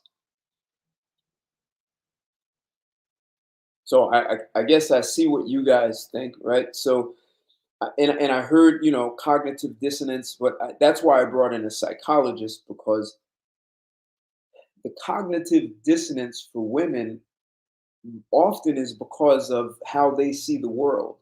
They don't see the world as aggressive and ambitious as men, and that's biochemical. This is the thing that a lot of women are struggling because they've been told they are equal to us, and they just are not. Our biochemical makeup has us be more aggressive, has us be more confrontational, and be comfortable with that.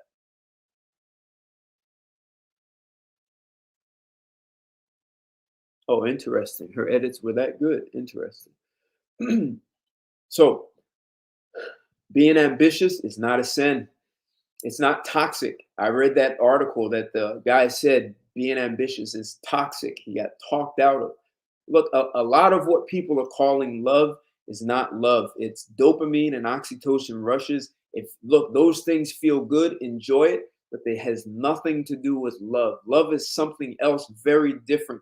Love is like a declaration, like the founding fathers of the United States declared independence from Great Britain. Like they declared it, and no matter what happened, they put their asses on the line, they put their lives on the line, and no matter what happens, they honored that declaration that we are an independent nation. Love is like that. When you declare I love you, your actions are correlated with that declaration. It has nothing to do with feelings.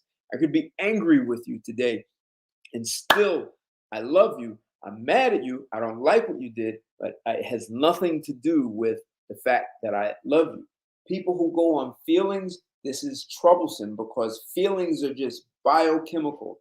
Um, and I dealt with that a lot in my book. Even when you hear women saying, I want chemistry, it is chemistry. It's the chemistry happening in your body.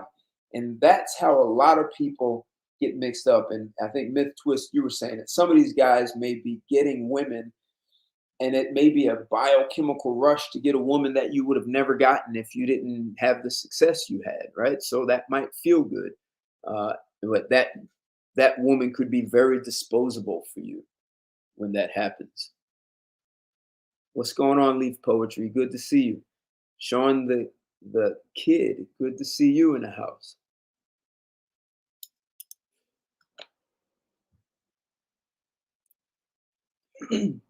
Yeah, it sounded like she held her end of the bargain, Myth Twist, right? She earned her keep in that, I guess you could say. Hey, you know what? So the big exclusive, yes, there have been a lot of prenuptial agreements thrown out. I've had several conversations with different attorneys on this. And one of the first reasons it gets thrown out is because it's this one-page document, right? So it doesn't cover a lot of things. It's like the wife's attorney says, well, I signed it under duress. So you know that prenup needs to be like about 10 pages long, where and there are prenuptial agreements that never get thrown out. Donald Trump is a perfect example with his first wife. He had a prenuptial agreement. She was to get 99 million, and she contested, and she didn't get much more. She ended up with like 105 million. That's it. But he had a solid prenup, so they didn't throw it out.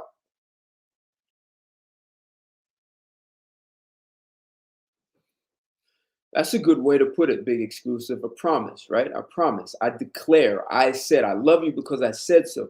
Not I love you because you're ambitious, you're funny, you're handsome, you have a hot body, like all this long list of things. As soon as you stop being ambitious or being funny, or as soon as the woman believes she can't compete with the ambition, then I don't love you anymore. And that's love based on a feeling. I feel these ways because of this list of things.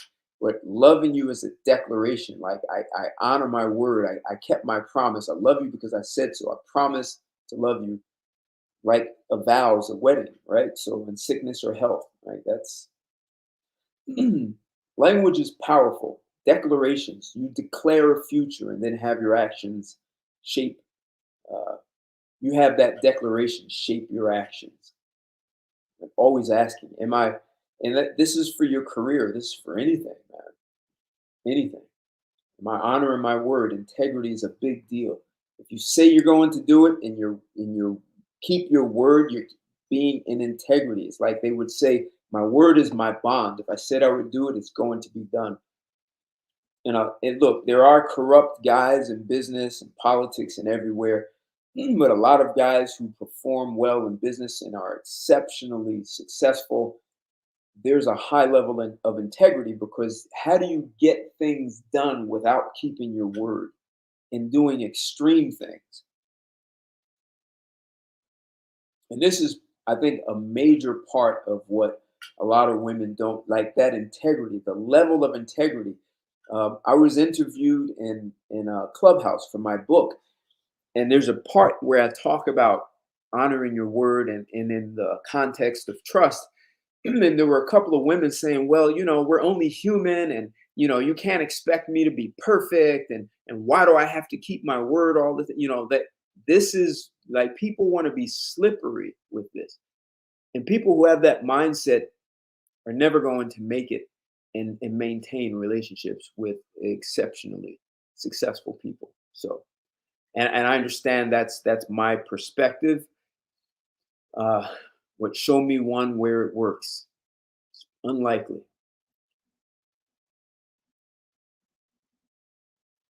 Yep.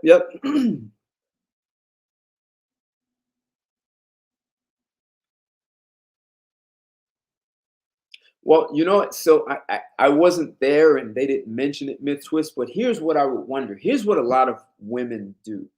Like, and someone will say I'm generalizing. And yes, I am. You can generalize.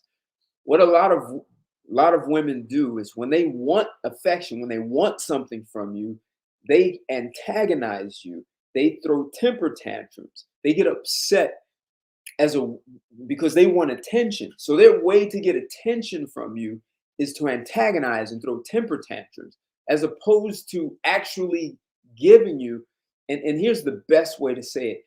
Instead of a woman being, so if a woman wants intimate affection from the guy, be intimate affection and provide that to the man, and you get it back. If you're just complaining and nagging and saying I'm not getting it, then you're moving further away as opposed to offering it. When you see what this guy is doing.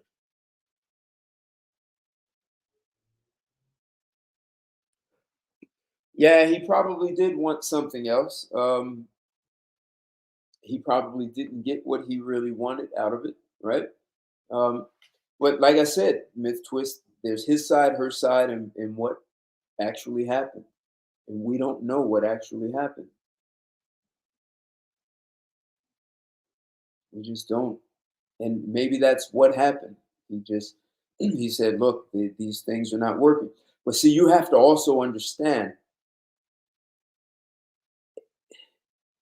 men like that are not driving for excellence just in their business life. It's across the board. It's in everything. So if you start taking shortcuts, they're going to call you on that. And that's a lot of people don't like being called on the shortcuts that they take. And they'll say, well, you're nitpicking. Well, you took some shortcuts and this is inappropriate. A lot of guys don't check their women and call them out on shortcuts or when they're lacking in something. Because we have this culture in the US that men should just be happy and lucky to have that woman by his side. And that should be enough. The fact that she's there. So when you start demanding more and you're having a difficult time living up to that, it could sound like nitpicking.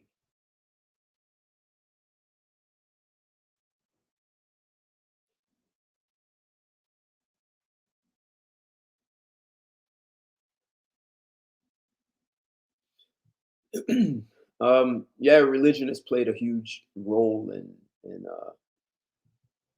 correcting behavior of people. Uh, the numbers of people who are not religious is astronomical. If you go back 70 years, 100 years or more. So religion still has an effect on it, but there are still things that happen in the church, in religion, that happen outside of it. Uh, the Catholic Church does recognize divorce now.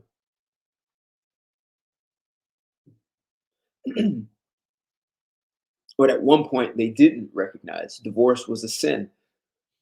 And whoever married that woman or man was committing adultery once you divorced. So they did hold strong to that. But it seems the church has been willing to make lots of changes to accommodate culture. Interesting. Yeah, a myth twist, that can be a lot for people. Like that's why I read the quarter, because she was talking about how demanding, like when people are that like obsessed with things, and they need, this is why I keep talking about integrity, right? So people like Elon Musk, to accomplish the things that they accomplish, they need people around them who also have integrity and get things done when they said they would do it, period. And if you can't handle that pace, you don't belong there. You're out. You won't make it. So that's a mindset. And that he brings that. That's what she said. He brought it home. It wasn't just at work.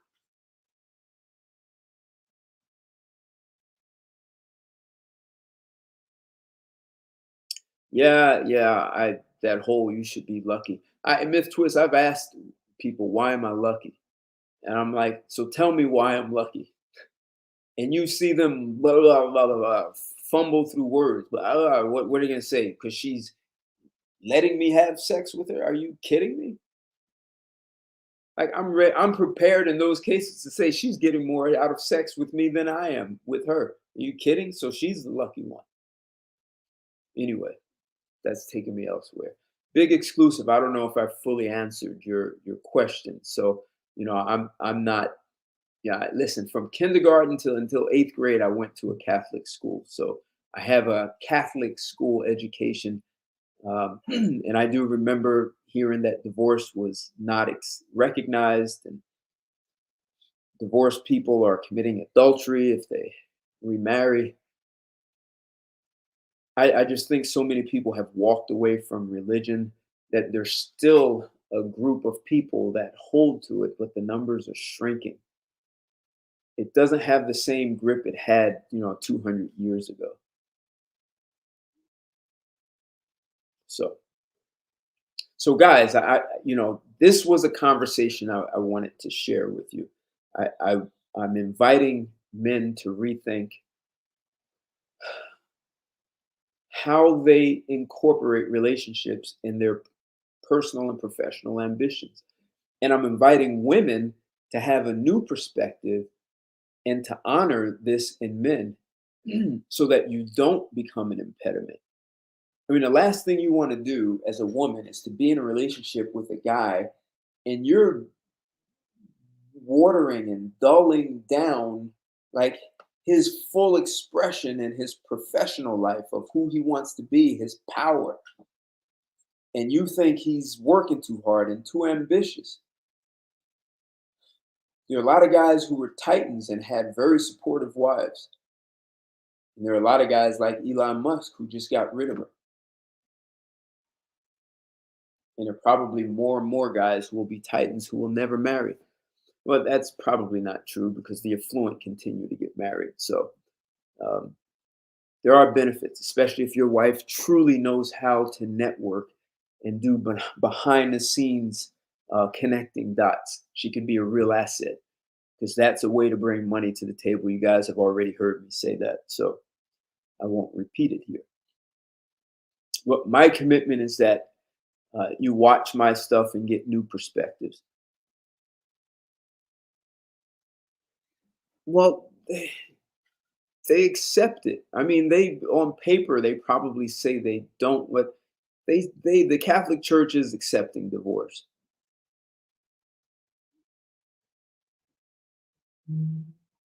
Yeah, listen. Even the Catholic Church has been against abortion, but I think they even accept abortion.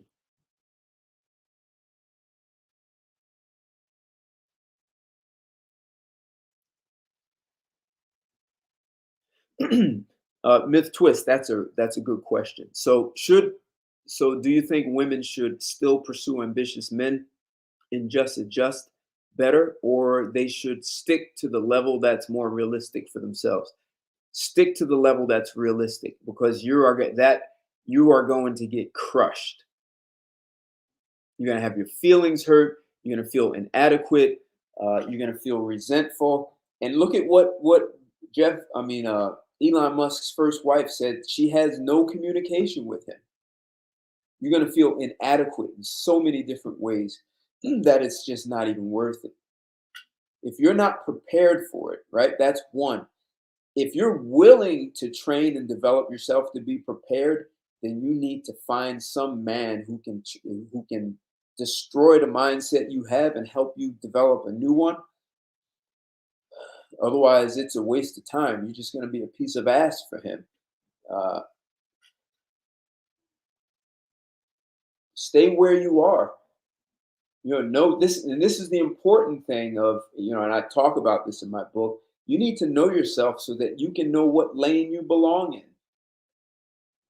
Whether it's looks, intelligence, ambition, are you prepared for the man you claim to want? This is why I was saying this whole thing, women saying they want a high value man, and you have no idea what a high value man wants.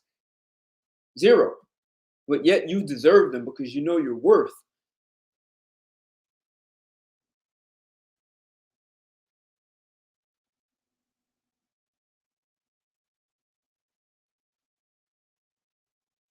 Ah, yeah, okay. So, one example, the obvious big exclusive is a man who's a preacher, a pastor for these mega churches, you know, with 20,000, 40,000 members. That guy is bringing in a lot of money. Like what Creflo Dollar has private jet, you know, I mean, those kind of guys. They're religious and they're super successful, highly successful men. Right. So then there's this, you had now that woman also has to adhere to, you know, his religious beliefs also. There's an image. She's representing him. She's taken his last name, his father's last name, his grandfather's last name, and she represents them in the world. So, and it's from a religious perspective. If she wasn't raised in that, that could be difficult. As I said, if a woman is willing to learn, but she's got to be coachable, man. And coachable in the sense of you may have to literally destroy in everything she knows and unlearn everything and develop yourself for what you want. There's a movie called My Fair Lady. I forgot the original one was much earlier, but it was My Fair Lady. I think it was made around 1960 or 63, something like that. It's a long movie. Eliza Doolittle and this guy trains and develops this hood rat in England to be able to network and be part of the highest society. So if a woman is willing to do that, and he literally stripped her ass down to nothing, and then built her up to be such a high class woman that no one could even smell a hint of her really being a hood rat. But he built her up to be high class. So if a woman is willing to go through that kind of training and development, and he did that in a movie as a bet. So if you haven't seen it, it's a good movie. It's worth seeing. Good movie. Damn, I can't end the. I'll remember when I end this. So anyway, guys, if you haven't liked this video, smash that like. And if you haven't subscribed to my channel already, this is a good time to do that. Hit the bell so you get notifications, and share this one. So I appreciate your support. Really good questions, great engagement. Love seeing how you guys engage one another. Always love seeing you guys come across the pond and check us out. I know it's a little bit late over there, or early morning for you. So appreciate your time, guys. Thank you. My commitment was that you did get some value out of this, and you have a new perspective on looking at your own ambitions and how women fit in as far as a relationship. You have a divine right as a man to express yourself as ambitious and as aggressive to pursue those goals as you choose. So have a great weekend, guys. Enjoy your evening. Thanks for listening. Take care. I'll be back Sunday with Straight Talk to talk about something very provocative. Good evening, guys. Good night.